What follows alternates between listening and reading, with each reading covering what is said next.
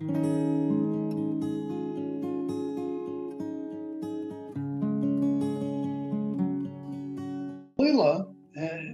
this whole series is the prime character has been Malila. And you meet Jesse and realize he's a real human being in the second book, and you realize his attraction to Malila and her attraction to him. And in the third book, everything's got to come to an end. So, in its own way, this was the easiest book to write because it was all the heavy lifting had been done by the first two books. Yeah. What I was doing with the third book is writing a story that brings it to a satisfactory end. In political terms, and after all, this is political fiction. In political terms, this is a young country and an old country, and they've been kept from killing each other by the presence of what they call the Scorch. The backstory of which is that during the original revolution that split off the Unity, which is essentially the East Coast, and America is actually the restructured states of America, has lost the Great Lakes to Canada, has lost the West Coast to the Demarchy, and otherwise is more or less intact. Its commercial capital is St. Louis, and its military and political capital is Kansas City. All right, so that's the setup. There are these two nations, but they've been kept apart to some degree by the Scorch, which was an outcome of the Unity using a mutagenic herbicide on everything. So you have the land east of the Mississippi has been devastated. It's been depopulated. The cereal grains are gone, and that is from 2052. And over time, to the time of this book, a period of about 72 to 74 years, the pioneers have come in and gradually are pushed back this. And what's happened is that many of the plants died, but a lot of them changed. And they changed, and some of them became sentient. Now, some of them are just nasty. They poison you in various ways. And Jesse grew up in the Scorch. His first 10 years of life, 11 years, 11. The first year of life he was in St. Louis. The next 10 years he lived in the Scorch, and he grew up as a wild child. He was the youngest of his very worried parents, and he got used to the Scorch, and he figured out how to move within it. And he had friends, sort of, among the sentient plants, and one he called Speaker.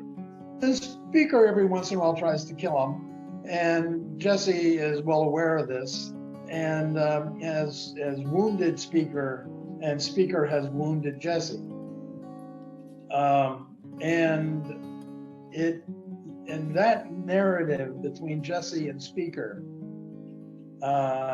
if you're familiar with the Fisher King of King Arthur, where two meet and they wound each other, king and knight, and they wound each other, and at the end of their days, they're able to heal each other. And that's one of the variation of the song stories of the Fisher King. And so I recreated that because at the end of days, the end of the story, Jesse has been desperately wounded and is, as Malila says, he's hallucinating actively and spinning out the story of his life. And like a ball of yarn, he will spin out the story And will there be anything left after he tells his narrative? Has Jesse become sort of transmogrified into just incident? Is he just what he does? As he's done all these things, and he's done it for so long and for so many people. Like he says, he's been a doctor so long, nobody knows his name. He's just Doc. So Speaker saves him at the end. Well, that's one narrative. The other narrative is the political one, is that these countries, the bad guy finally decides he's going to invade America, and he goes about it, and there's a narrative with that. And they come in and they successfully take Atlanta in a day. In a day. But don't think of Atlanta as Atlanta. Atlanta is really Moscow.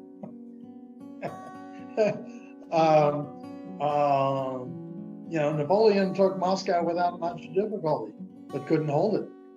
And so there's another technology that essentially creates a situation where they're unable to hold Atlanta even for a day. And there's this, major, military events that, and of a 500,000 man army, only 40 people escape. So that's the military part. Malila and Jesse finally get together and express their love for each other, but Malila has been sent by the Scorch, the sentient plants, and they're saying, look, we could be your friends or your enemies. If we've been protecting you from the Unity for 70 odd years, give us title to our land and we'll talk about trade agreements. And lots of people have got hidden agendas and trying to prevent this and don't give the sentient plants any shrift. Malila is their face in the negotiations. And when things get bad, Jesse says, see, I told you, you can never trust the Scorch. We now got to get out of here. And she says, you don't trust him. You've never trusted him. Go away. And so then the second half of the book is what happens to Malila without Jesse and what happens to Jesse without Malila. And they come back as Jesse is being essentially turned into a robot soldier. I said that the soldiers, everybody retires at 40, but there's a 1,000,000-man army. The Unity has a 1,000,000-man army. Where does it come from? It comes from old guys. All the old people are neuroablated. They lose some of their brain power and they become compliant and they ignore pain and they are just idiot soldiers. And so Jesse is being turned into one of these and is taken to Chattanooga to a house I actually know in Chattanooga, where eventually he's telling his story and spinning it out and is expected to die.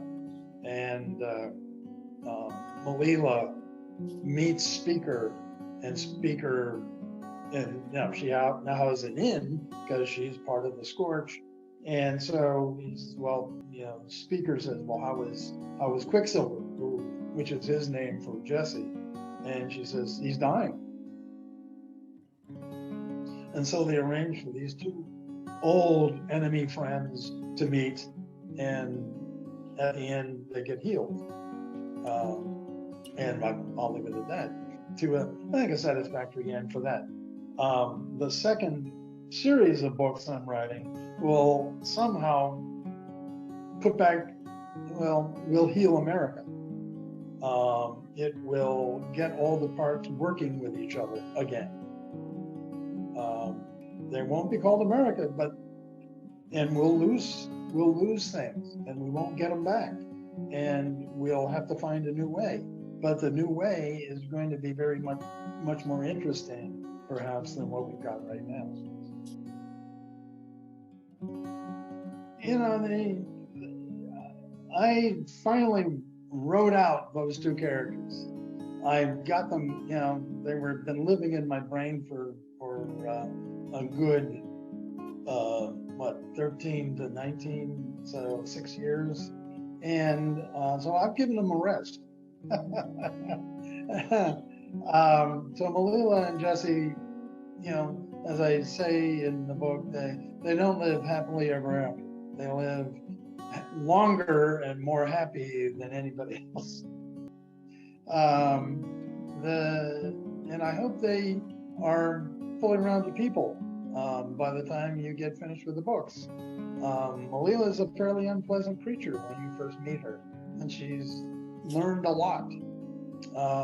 Jesse is a bit of a curmudgeon when you first meet him, and Malila helps him become much more rounded and sympathetic a creature. And they have become some of my favorite people. It's been amazing because of the close association. I mean, I almost expect to get a call daily from several people, including Jay and Jessa, and they've become sort of good buddies over the last period of time. It's, you know, for a vendor-customer situation, it's been very advantageous to me.